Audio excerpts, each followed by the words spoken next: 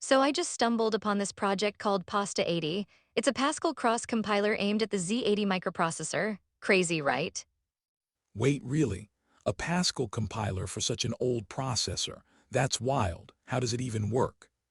Well, it generates code for classic machines like the ZX Spectrum. It uses a single-pass recursive descent approach, which seems pretty efficient. That's interesting. But do you think it sacrifices some efficiency for simplicity? I mean, no explicit syntax tree is a big deal. Exactly, it might not generate the most optimized code compared to something like LLVM, but it's fast. Fast is good, right? Sure, but I wonder about the trade-offs. Fast code generation is great, but what if you need that extra performance?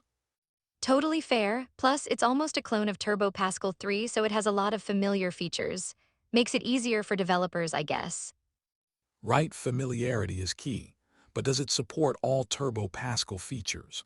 I mean, it's a clone, but That's the catch. Some directives and features from Turbo Pascal aren't supported yet. It's still a work in progress. gotcha, what about the data types? Do they match Turbo Pascal?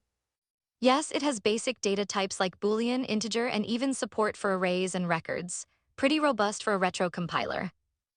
Wow, that's impressive. I didn't expect that depth, but what about newer features? Does it incorporate any? Great question. It has borrowed some features from later Turbo Pascal versions, like inline assembly support and one-line comments. Ah, I see. But isn't it a bit paradoxical to use modern features while targeting such an old architecture? Right? It's like bridging the gap between old and new, but these newer features can help programmers feel more at home. I get that. But isn't there a risk that these features could complicate things for a retro environment?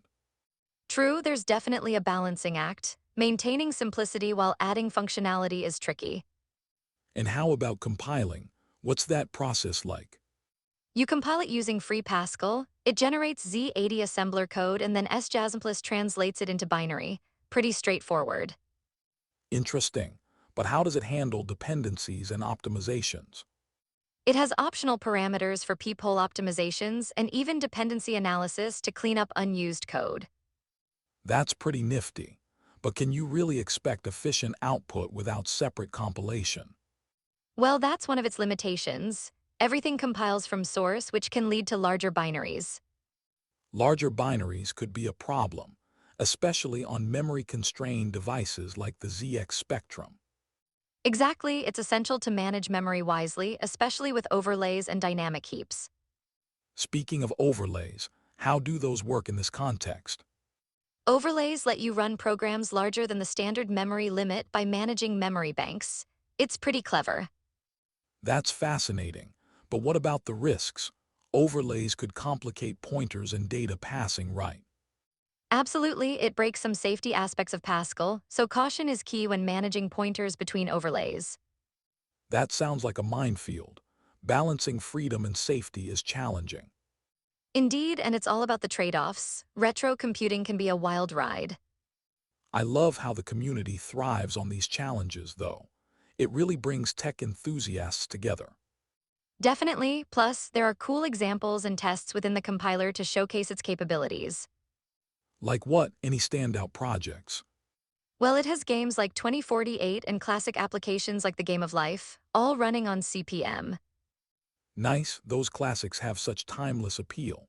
It's awesome they're being revived.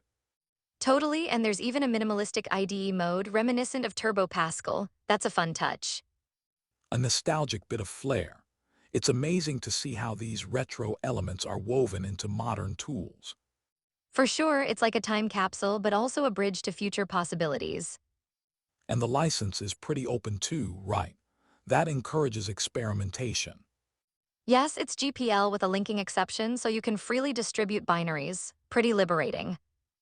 Wow, that really opens up avenues for creative projects. I love how engaging retro tech can be. Absolutely, and it's a reminder of how far technology has come while appreciating the roots. Right? It leaves you wondering about the future of programming and what new classics might emerge. Exactly, it's all about exploration and rediscovery. I can't wait to see what comes next. Me too. This conversation really opened my eyes to the potential of retro tech. Glad to hear it. Let's keep exploring these fascinating intersections of past and future. Definitely. It feels like there's always something new to uncover.